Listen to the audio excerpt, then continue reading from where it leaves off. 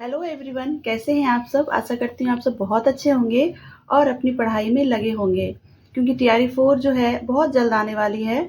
जैसे ही टीआरई 3 की जो प्रोसेस है कंप्लीट होगी, टीआरई 4 आएगी फ्रेंड, 100% आएगी। यह आप बिल्कुल भी मत सोचिए कि टीआरई 4 नहीं आएगा, ज़रूर आएगा फ्रेंड। 100% मैं कह रही हूँ कि टीआरई 4 आएगा, तो आप अपनी पढ़ाई को बिल्कुल भी ना छोड़ें।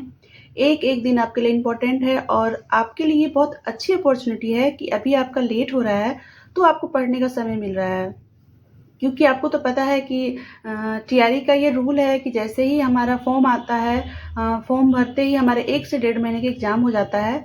तो अभी जो आपको समय मिल रहा है, इसे आप बहुत अच्छे से यूज़ करिए।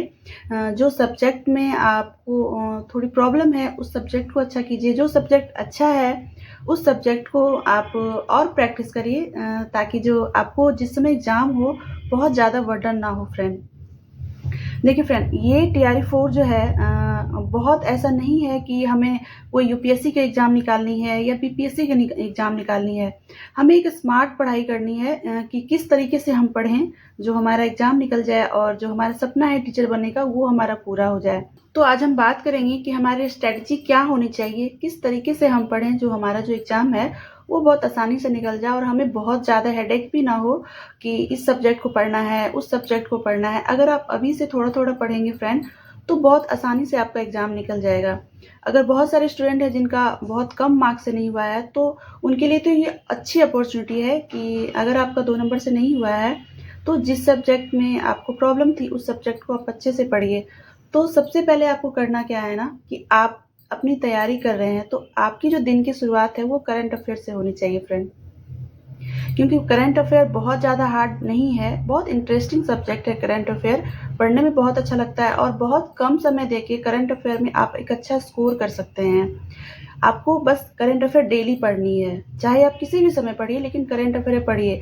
लेकिन अगर आप सुबह में करंट अफ़ेयर पढ़ेंगे ना, तो आपको बिल्कुल फ्रेश फील होगा।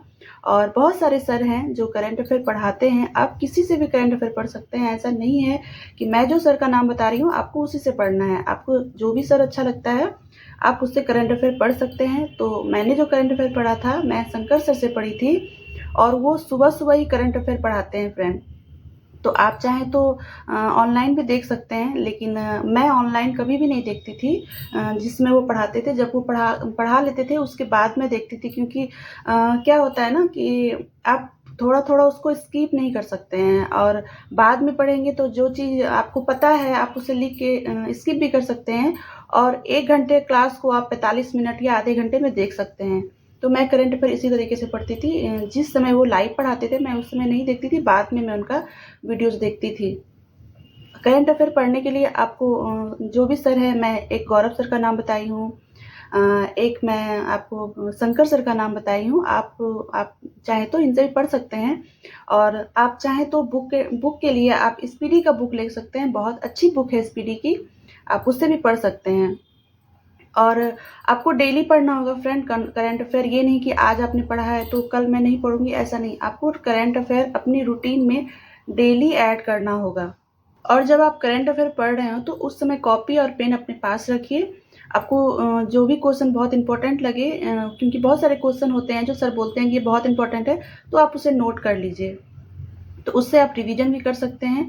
आप मंथली करंट अफ़ेयर देखिए, डेली करंट अफ़ेयर देखिए, वीकली करंट अफ़ेयर देखिए। शंकर सर इस तरीके से पढ़ाते हैं, वो हर दिन भी पढ़ाते हैं, पूरे मंथ का भी रिवाइज़ करते हैं। तो आपको जैसे अच्छा लगे, जिस भी सर से अच्छा लगे, आप उस तरीके से पढ़िए और करंट अफ़ेयर में आप अच्छा स्कोर कर सकते हैं। बहुत इंटरेस्टिंग होता है करंट अफ़ेयर, तो आप इस तरीके से करंट अफ़ेयर पढ़ सकते हैं। अब हम बात करते हैं हिस्ट्री की। तो हिस्ट्री पढ़ने के लिए आपको फ्रेंड एनसीईआरटी की बुक पढ़नी होगी और क्लास 8 की एनसीईआरटी बुक पढ़नी होगी। ये देखिए मेरे पास जो है क्लास 8 की एनसीईआरटी बुक है। तो आपको क्लास 8 की एनसीईआरटी बुक बहुत अच्छे से पढ़नी होगी और बुक से ही क्वेश्चन आते हैं हमारे एग्जाम में। और क्लास 10th की भी 2 चैप्टर है उसमें, आधुनिक भारत के, आप उससे पढ़ लीजिएगा और क्लास 8 की एनसीईआरटी आप पढ़ लीजिएगा। और यूट्यूब पे बहुत सारे सर हैं जो एमसीक्यू कराते हैं, बस उतना ही आपको करना है, तो आपका हिस्ट्री बहुत अच्छा हो जाएगा। प्रैक्टिस सेट कर सकते हैं, मैंने प्रैक्टिस सेट का नाम आपको बता दिया है।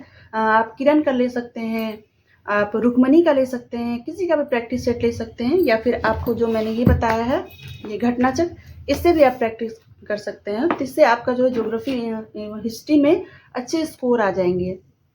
अब हम बात करते हैं ज्योग्राफी की। तो ज्योग्राफी के लिए फ्रेंड आपको बुक पढ़ना होगा क्लास 6 से लेकर 10 तक।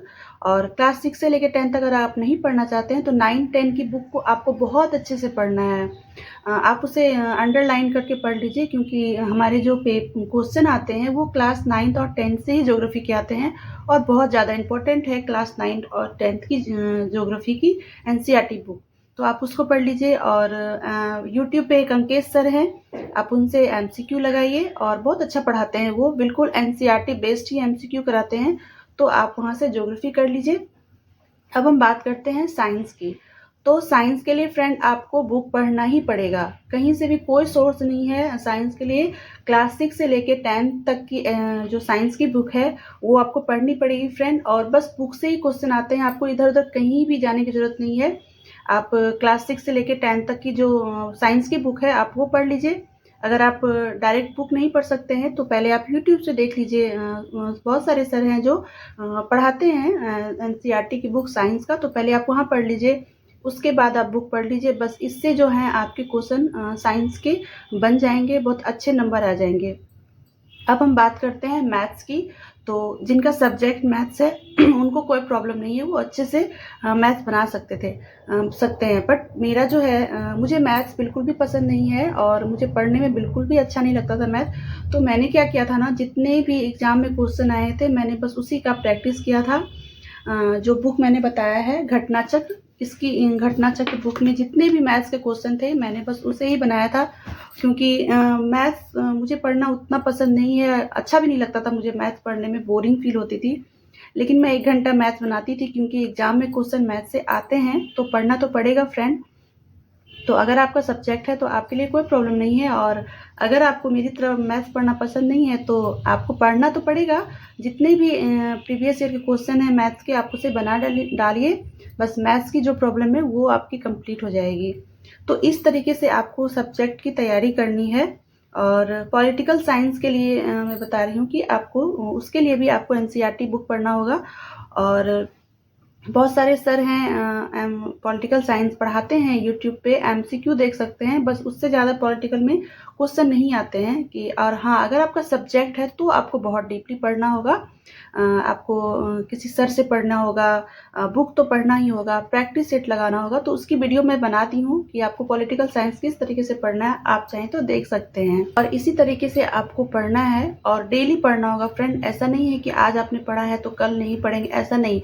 आपको अगर आपको किसी दिन कोई काम आ जाता है तो फिर भी आप 3 से 4 घंटे, 2 घंटे ही पढ़िए, लेकिन आप पढ़िए ज़रूर। और इससे क्या होगा ना, आपकी जो पढ़ने की आदत है वो नहीं छूटेगी, क्योंकि अगर आप 1 भी 2 दिन की पढ़ाई छोड़ देते हैं तो फिर पढ़ने में मन नहीं लगता है। तो आपका कोई भी काम हो, आप उसमें 2-3 घंटा समय ज़रूर निकाल के पढ़ाई करिए। और जिस तरीके से मैंने बताया है आप एक बार ट्राई करिएगा, आपको ज़रूर फ़ायदा होगा। क्योंकि जो मैंने तैयारी किया मैंने इसी तरीके से किया था। और सब्जेक्ट की तैयारी आपको अलग तरीके से करनी है, और जो जीएस होता है उसकी तैयारी करनी है अलग से, क्योंकि दोनों ही इम्पोर्टेंट होते हैं। जीएस भी हमें पढ़ना होता है, और हमारा जो सब्जेक्ट है उस पे तो हमें ज़्यादा ध्यान देना होता है। तो आप इस तरीके से आप पढ़ सकते हैं, आपको बहुत फ़ायदा होगा। और अगर आपकी कोई भी क्वेरी होगी तो आप मुझे कमेंट सेक्शन में पूछिएगा, मैं उसका जवाब ज़रूर दूँगी। तो आई होप आपको आज का वीडियो बहुत पसंद आएगा, आपको बहुत फ़ायदा होगा। तो फिर मिलती हूँ मैं आपसे नेक्स्ट वीडियो में, तब तक के लिए थैंक यू।